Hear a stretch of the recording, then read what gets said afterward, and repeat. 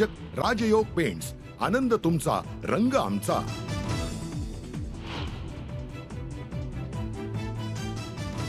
मनोज जरांगेंकडून मतदारसंघाची घोषणा। बीड, केज, जालना, गंगापूर, फुलंब्री, कन्नड मतदारसंघात जरांगे देणार उमेदवार।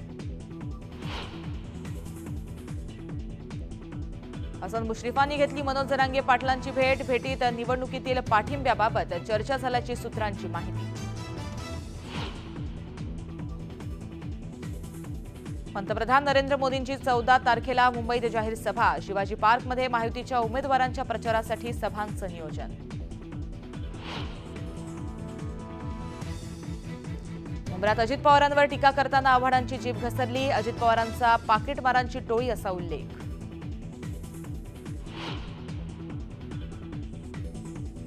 अजित पवारांच्या बारामतीतील 22 गावांच्या भेटीगाठी। सुप्रिया सुळे आणि अजित पवारांची पारंपरिक भाऊबीज यंदा होण्याची शक्यता धुसर। माझी भाऊबीज सकाळीच संपन्न, दादांची प्रतिक्रिया। लोकसभेला शरद पवारांना मत दिलं, आता विधानसभेला माझ्या बाजूने मत द्या। बारामतीमधल्या गावभेटीत अजित पवारांचं मतदारांना आवाहन।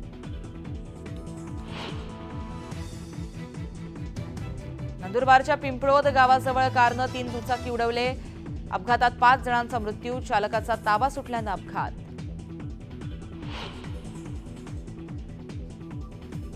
छत्तीसगडच्या बलरामपूरमध्ये अपघात, कारवरील नियंत्रण सुटल्यानं कार थेट तलावात जाऊन बुडाली। कारमधील 8 प्रवाशांचा बुडून मृत्यू।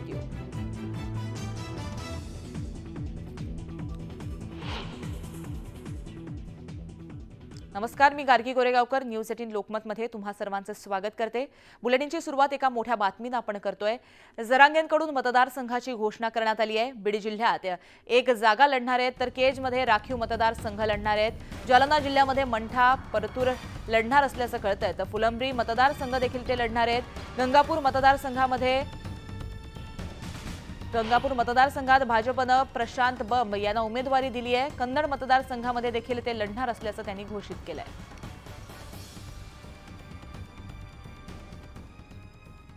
विधानसभा निवडणुकीच्या पार्श्वभूमीवर राजकीय घडामोडींना वेग आलाय। अनेक ठिकाणचे राजकीय नेते मराठा आंदोलक मनोज जरांगे पाटील यांची भेट घेण्यासाठी आंतरवली सराटी इथं येत आहेत। अशातच कोल्हापूर विधानसभेचे उमेदवार हसन मुश्रीफ जरांगे पाटलांची भेट घेण्यासाठी आंतरवली सराटीत दाखल झाले होते। समरजित घाटगेंनी देखील मनोज जरांगे पाटलांच्या भेटीसाठी आंतरवली सराटीत ते दाखल झाल्याचं कळतंय।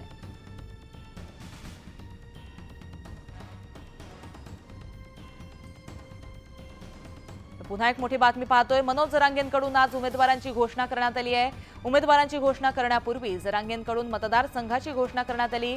कोणते मतदारसंघ लढणार आणि कोणत्या मतदारसंघात उमेदवारांना पाडायचं हे जरांगेंकडून जाहीर केलं जात आहे। जरांगे बीड जिल्ह्यामध्ये 1 जागा लढणार आहेत, तर केज राखीव मतदारसंघ लढणार आहेत। जालना जिल्ह्यात मंठा, परतूर लढणार आहेत, तर परतूरमधून उबाठा सेनेनं आसाराम बोराडे यांना उमेदवारी जाहीर केली आहे। तर फुलंब्री मतदारसंघातून निवडणूक लढवण्याचं देखील ठरवण्यात आलं।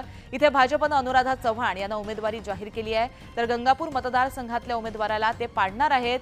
गंगापूर मतदारसंघात भाजपनं प्रशांत बंब यांना उमेदवारी दिली आहे, तर कन्नड मतदारसंघात ते लढणार असल्याचं कळतं। पुढे औरंगाबाद पश्चिम मतदारसंघात ते पाठिंबा देणार आहेत। इथून शिवसेनेचे संजय शिरसाट विरुद्ध उबाठा सेनेचे उमेदवार राजू शिंदे असा सामना रंगेल। हिंगोली जिल्ह्यातील कळमनुरी मतदारसंघात ते पाडणार असल्याचं कळतंय, तर शिवसेनेचे संतोष बांगर यांना उमेदवारी देण्यात आली आहे।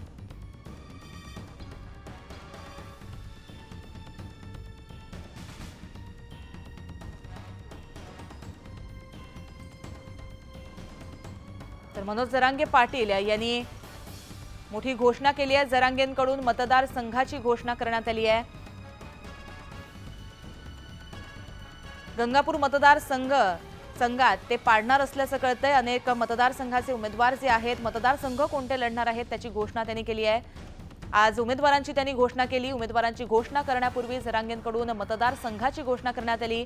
कोणते मतदारसंघ लढणार आणि कोणत्या मतदारसंघात उमेदवारांना पाडायचं हे जरांगेंकडून जाहीर केलं जात आहे। तर जरांगे बीड जिल्ह्यामध्ये 1 जागा लढणार आहेत। केज राखीव मतदारसंघ देखील ते लढणार आहेत। जालना जिल्ह्यात मंठा, परतूर लढणार असल्याचं कळतंय, तर परतूरमधून उभाटा सेनेचे आसाराम बोराडे यांना उमेदवारी जाहीर करण्यात आली आहे। फुलंब्री मतदारसंघातून निवडणूक लढवण्याचं ठरवलं गेलंय।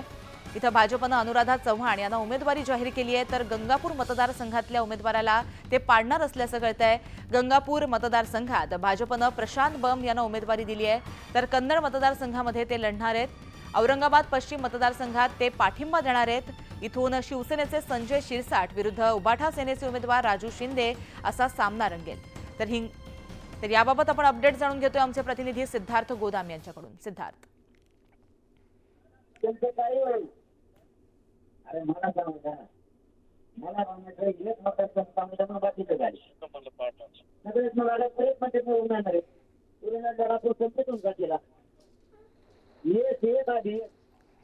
सिद्धार्थ, माझा आवाज तुमच्यापर्यंत पोहोचतोय का?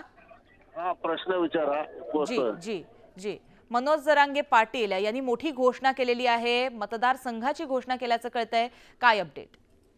मनोज जरांगे पाटील यांनी जिल्हावार उमेदवार घोषित करायला सुरुवात केलेली आहे। बीड जिल्हा जो आहे, बीड जिल्ह्यातील बीड तालुका या मतदारसंघ ते लढणार आहेत। बीड जिल्ह्यातील केज राखीव मतदारसंघात सुद्धा ते लढणार आहेत। बाकी ठिकाणी पाडायचे का पाठिंबा द्यायचा हा विषय तो ठेवलेला आहे। जालना जिल्ह्यातील मंठा परतूर विधानसभा ते लढवणार आहे। भोकरदन विधानसभा जो आहे तो पाडणार। जालना जिल्ह्यातील बदनापूर राखीव मतदारसंघात सुद्धा लढवणार नाही, मात्र त्या ठिकाणी पाठिंबा देणार अशा पद्धतीचं त्यांनी घोषणा केलेली आहे।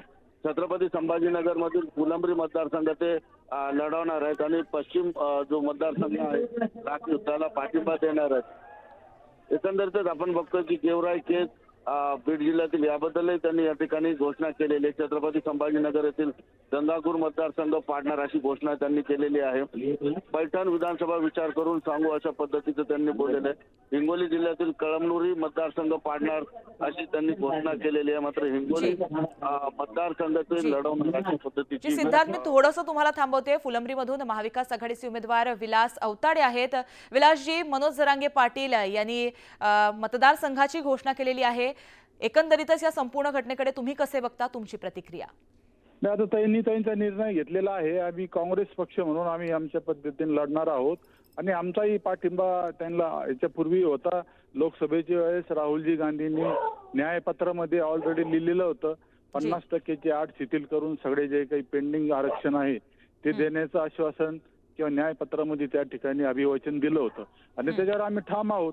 आम्ही त्या आरक्षणाच्या बाजूने आहोत, परंतु त्यांचा जो निर्णय आहे तो आता बाकीचे जनमत आहे, जनमताच्या समोर आम्ही जाऊ। जी, मोठं आव्हान असू शकतं का त्यांच्या निर्णयामुळे? त्यात निवडणूक आहे, निवडणुकीमध्ये सगळ्याच गोष्टी आपल्याला निवडणुकीच्या हिशोबाने चालवावं लागतात। जनमत आहे, जनमत ते मान्य करायचं। बर जी बर, ठीक आहे विलासजी, धन्यवाद तुम्ही दिलेल्या प्रतिक्रियेबद्दल। तर आपण पाहिलं, फुलंब्रीचे महाविकास आघाडीचे उमेदवार विलास अवताडे होते, त्यांनी आपली प्रतिक्रिया दिलेली आहे। जरांगेंकडून मतदारसंघाची घोषणा करण्यात आली आहे आणि या पार्श्वभूमीवरती मोठ्या प्रमाणात सर्वांच्याच नजरा या संपूर्ण त्यांच्या निर्णयाकडे लागल्या होत्या आणि आता अखेर त्यांनी मतदारसंघाची घोषणा केलेली आहे। मनोज जरांगेंकडून आज उमेदवारांची घोषणा करण्यात आली आणि त्याआधी त्यांनी मतदारसंघाची घोषणा केली आहे। कुठनं उमेदवार उठवायचे, कोणत्या मतदारसंघामध्ये उमेदवार पाडायचे हे जरांगेंकडून जाहीर केलं जात आहे। यामध्ये जरांगे बीड जिल्ह्यामध्ये एक जागा लढणार आहेत, केज राखीव मतदारसंघ लढणार आहेत, जालना जिल्ह्यामधल्या मंठा परतूर लढणार असल्याचं कळतंय, तर परतूरमधून उभाटा सेनेचे आसाराम बोराडे यांना उमेदवारी देण्यात आली आहे। हे मनोज जरांगे पाटील यांच्यासमोर यांच्या विरोधात असणार आहेत। त्याचबरोबर फुलंब्री मतदारसंघातून निवडणूक लढवण्याचं देखील त्यांनी ठरवलंय। इथं भाजपच्या अनुराधा चव्हाण यांना उमेदवारी जाहीर झाली आहे, तर गंगापूर मतदारसंघातल्या उमेदवाराला ते पाडणार असल्याचं कळतंय। तर गंगापूर मतदारसंघात भाजपनं प्रशांत बम यांना उमेदवारी जाहीर केली आहे, तर कन्नड मतदारसंघामध्ये ते लढणार आहेत। औरंगाबाद पश्चिम मतदारसंघात ते पाठिंबा देणार आहेत। इथून शिवसेनेचे संजय शिरसाट विरुद्ध उभाटा सेनेचे उमेदवार राजू शिंदे असा सामना रंगणार आहे। हिंगोली जिल्ह्यातील कळमनुरी मतदारसंघात ते पाडणार असल्याचं कळतंय, तर शिवसेनेचे संतोष बांगर यांना या ठिकाणी उमेदवारी देण्यात आली आहे। त्यामुळे एकंदरीतच आगामी निवडणुकीच्या पार्श्वभूमीवरती मोठ्या प्रमाणात आता हालचाली होताना दिसतात, मोठ्या प्रमाणात निर्णयांचा जो वर्षाव आहे तो होताना दिसतोय। मनोज जरांगे पाटील यांनी देखील आपली भूमिका जी आहे ती आता स्पष्ट करायला सुरुवात केली आहे। उमेदवारांची घोषणा करण्यापूर्वी त्यांनी मतदारसंघाची घोषणा केली आहे। मोठी बातमी आपण ही पाहतोय, मनोज जरांगेंकडून आज उमेदवारांची ही घोषणा झाली आहे। नेमकं ते कुठून लढणार होते याबाबत अनेक चर्चा ज्या आहेत त्या होताना दिसत होत्या।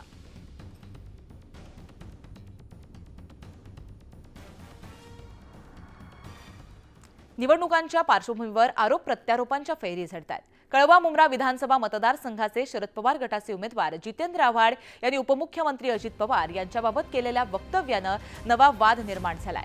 आव्हाडांनी अजित पवारांचा उल्लेख पाकिटमारांची टोळी असा केलाय. राष्ट्रवादी काँग्रेस हा मूळचा पक्ष शरद पवारांचा होता, मात्र त्यांच्याकडून पक्ष चिन्ह हिसकावून घेतलं, त्यामुळे अजित पवार हे पाकिटमारांची टोळी आहेत अशी टीका शरद पवार गटाचे आमदार जितेंद्र आव्हाड यांनी मुंब्रा इथं केलंय.